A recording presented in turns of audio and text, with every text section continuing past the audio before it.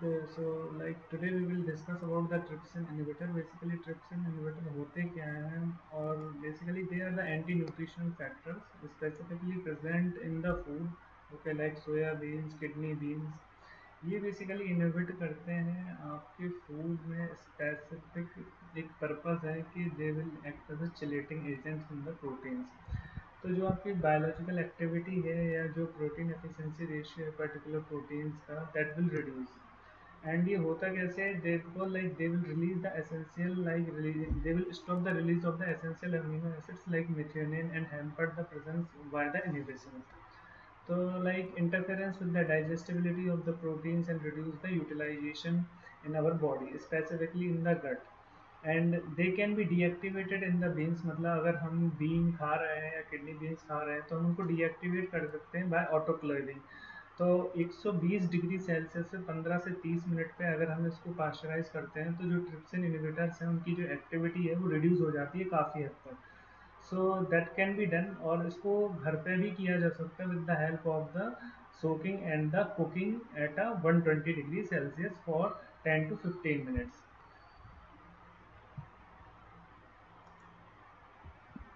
Now these are the certain other methods जिससे कि trypsin inhibitors को रोका जा सकता है। Physical process is there, chemical process is there, and biological process is there. In the physical process, we can use the thermal process where we can use the high temperature with the specific time and temperature. In the extrusion, we can use the barrel temperature and also the certain pressure to reduce the physical activities of the trypsin.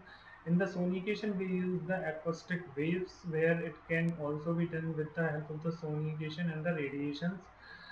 Further, we have a process of the ultrafiltration where at a very high osmotic pressure we can reduce the trypsin activity. Coming to the chemical process, in the chemical process we have the reducing agents and the acids and base. Because of the high pH and the low pH, both will reduce the activity of the trypsin. Okay, if we increase the pH activity and reduce the pH activity, दोनों ही प्रकार से हम trypsin की जो activity है वो reduce कर सकते हैं।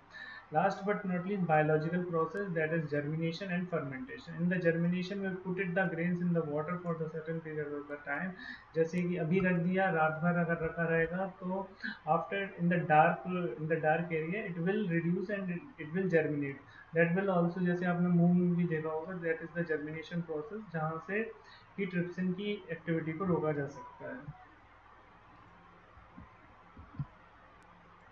And fermentation is also one of the process where the trypsin activity has to be reduced. ये बेसिकली आपने डोसा में देखा होगा जहाँ पे हम कई मूंग की दाल या फिर अरहर की दाल या कोई पर्टिकुलर तुअर दाल लेते हैं तो उसको फर्मेंट करते हैं रात भर, that will reduce the trypsin activity.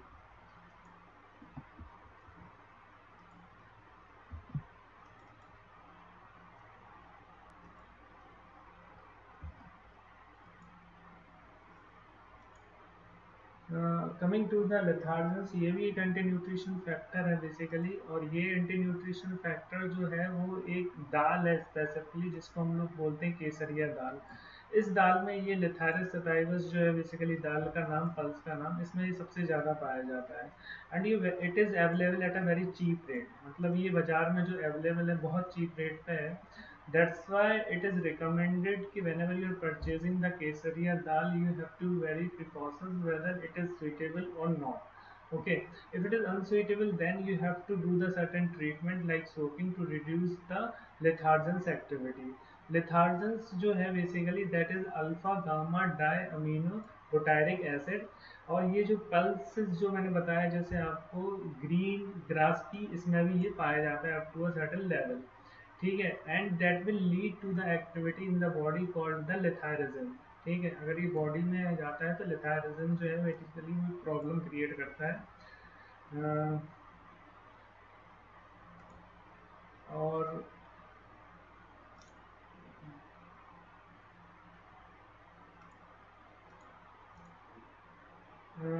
Then when the kesariya dal becomes main sources, अगर 50% से ज़्यादा हम लोग यूज़ करते हैं केसरिया दाल डेली बेसिस पे या वीकली बेसिस पे, तो it will lead to the disease spinal cord. Okay, in spinal cord there will lead certain problems जैसे कि पेन हो गया, उठने बैठने में पेन हो गया, and it will cripple the certain other nervous diseases. uh,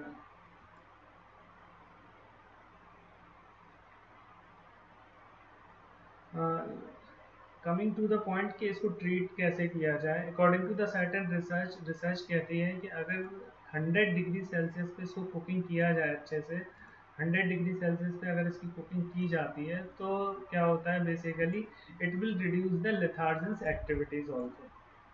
further अगर सोकिंग भी की जाए इसकी, डी हस्क जो सीड है बेसिकली, अगर उसकी ओवरनाइट सोकिंग भी की जाए फॉर 30 मिनट्स एंड रोस्ट किया जाए 140 डिग्री फॉर 15 से 20 मिनट, इन तीनों कंडीशंस में लेथार्जेंस की एक्टिविटी रिड्यूस हो सकती है।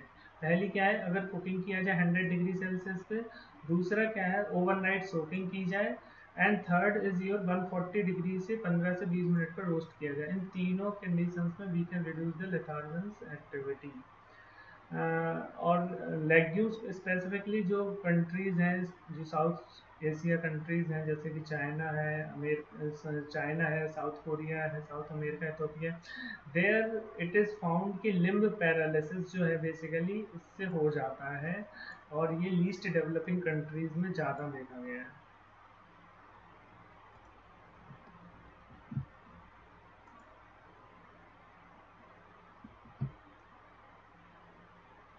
कुछ प्रोसेसिंग है, जैसे आप एक पिक्चर में देख पा रहे हो कि स्टीपिंग प्रोसेस करते हैं। ये जो स्टीपिंग प्रोसेस है, इस स्टीपिंग प्रोसेस में रिड्यूस हो जाती है लेथार्जिन एक्टिविटी जो दाल की है, और प्लस पैरबॉइलिंग प्रोसेस होती है, इसमें भी रिड्यूस हो जाती है लेथार्जिन।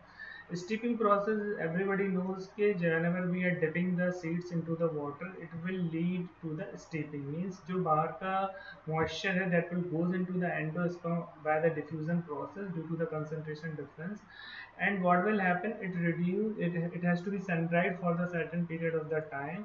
Then what is found in the research कि 80 से 90% जो टॉक्सिन है वो इस प्रोसेस से रिमूव हो जाता है। ठीक है।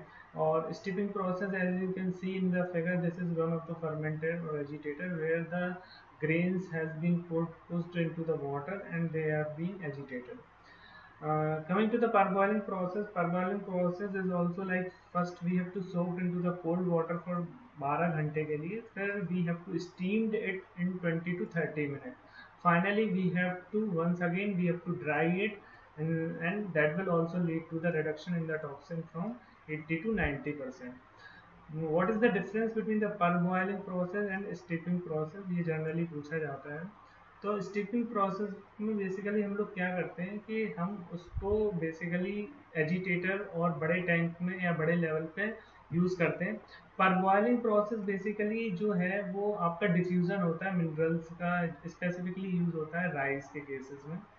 ठीक है, तो राइस में बेसिकली जो परबॉइलिंग प्रोसेस है जो C F T R I ने डिस्कस की है, C F T R I ने उसको रीडिस्कवर किया है, तो steam parboiling process use, steeping has to be utilise for using the malt also. ठीक है, जहाँ बारले में हम लोग यूज करते हैं प्रॉपरली स्टीपिंग प्रोसेस, तो both the process has been utilized for reduction of the lathyrogen activity.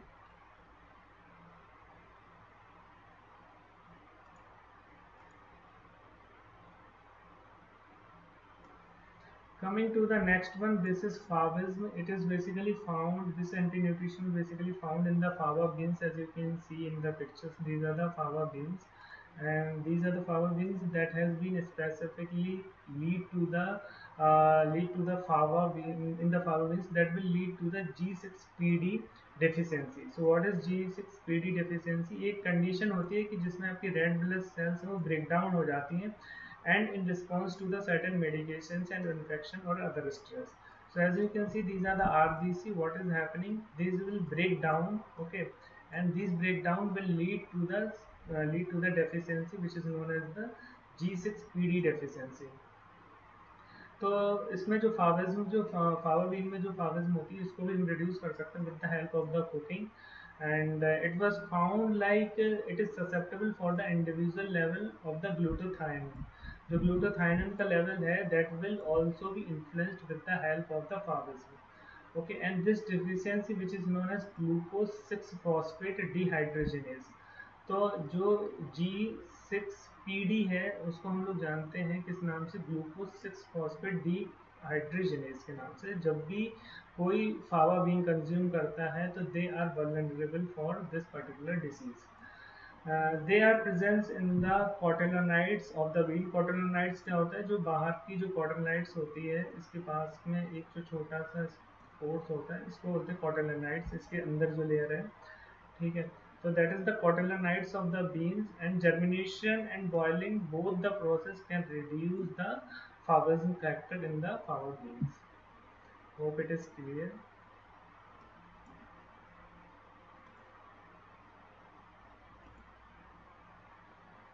Coming to the next one, this is the hemagglutinin. So hemagglutinin are also the proteins that possess the specific affinity for the particular sugars.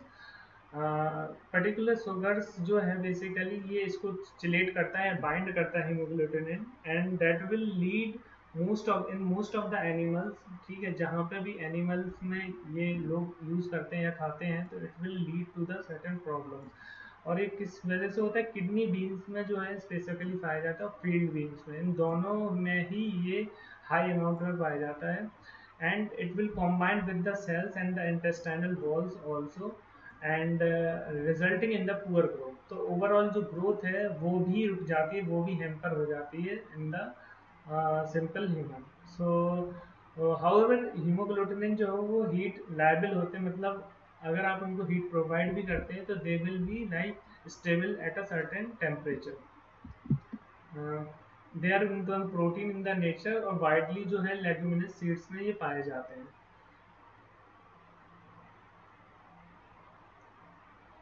Coming to the goitrogens, so what are goitrogens? Goitrogens are the compounds which interfere with the thyroid hormones and production and promote the thyroid tissues and growth from the TSH stimulation that will lead to the development of the goiter. So goiter जो है basically that will increase, which is like कि आपका जो goiter है left और right side में जो neck में है वो उसका size increase हो जाता है, and they are easily found in the soyabeans, groundnut और lentils. इन तीनों में ये पाया जाता है। These prevent the oxidation of the iodine so that it cannot be utilized for the production of the thyroxine. तो फाइनली क्या होता है, आपका जो थायरोक्सिन है वो प्रोड्यूस ही नहीं होता है, because they hamper it's because of the prevention of the oxidation of the iodine. तो मान लीजिए आप आयोडीन सॉल्ट भी ले रहे हैं, फोर्टिफाइड सॉल्ट भी ले रहे हैं, बट फाइनली वो जो आयोडीन है वो ऑक्सीडेशन हो ही नहीं पा रहा है, तो थायरोक्सिन नहीं बन पाता है। Finally it will lead to the increase in the size of your thyroid glands in the neck. ये पाया कहाँ कहाँ जाता है, ब्रोकली में पाया जाता है, कॉलीफ्लावर्स में पाया जाता है, नट्स में पाया जाता है, एंड सर्टेन लेंटल्स में भी पाया जाता है। Coming to the phytic acid, phytic acid चलिए हम नेक्स्ट क्लास में डिस्कस करेंगे। ठीक है, थैंक यू सो मच।